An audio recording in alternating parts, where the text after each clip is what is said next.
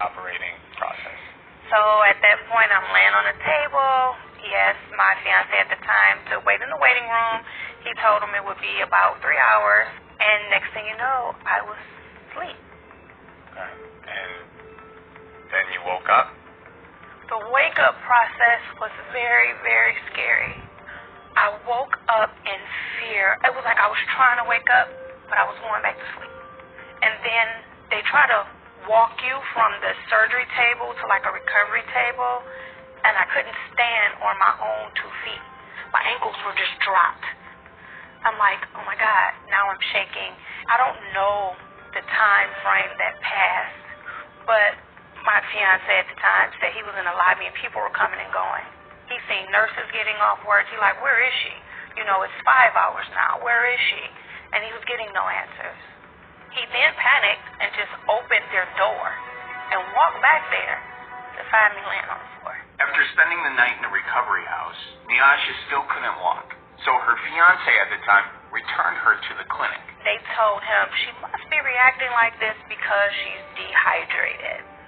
He made a call to go outside and call my mother, and my mother said, get my child and take her to the ER. And did he do it then? Thank God he did, because they said I probably wouldn't have had maybe 30 more minutes. The doctor sat me down. He said, Miss, I need you to wake up. I need you to wake up.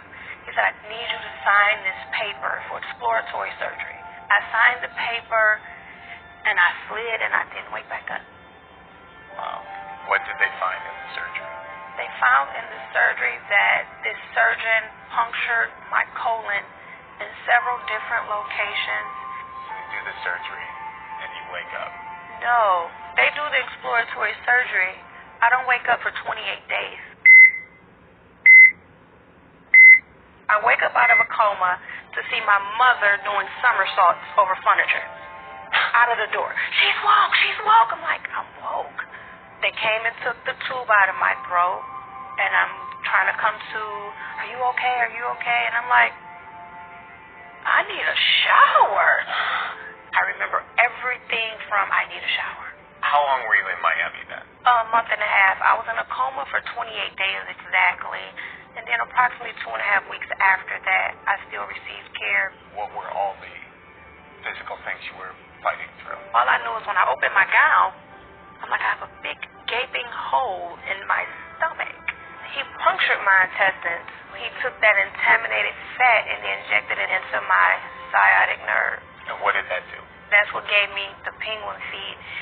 And that's one of my main struggles today. And from my ankle down, I can't feel my left foot. Even today? Even today. Tell me about your first interaction with your kids after you wake up from the coma. I just had to reassure them that I was okay.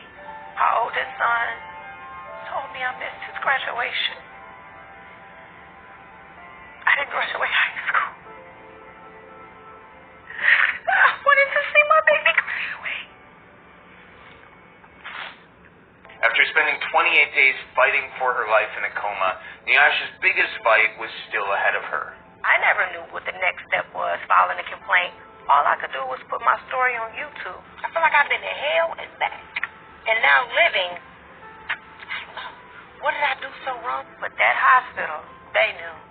So they had filed a complaint, and the Board of Medicine was reaching out to me for my complaint and my story to ask what happened. The decision came down, and it said that he had lost his practicing license. I am almost ready to have a party. Only for 3 weeks later, me to get the phone call that he filed an appeal, and he was granted something called a stay, which means he can still practice, but he was on a probationary period. We get a phone call that he has killed someone. 30-year-old Mattia Baumeister traveled from Illinois to Doral for a cosmetic procedure, but she will never return home. The doctor who performed the surgery, Dr. Bosak Omalepu, a surgeon fighting to keep his license. I felt like it was my fault, and I felt like I failed her, like I didn't scream it enough from the right rooftop for her to know. And I feel like Florida needs to answer to her family. I really, really do, because they knew.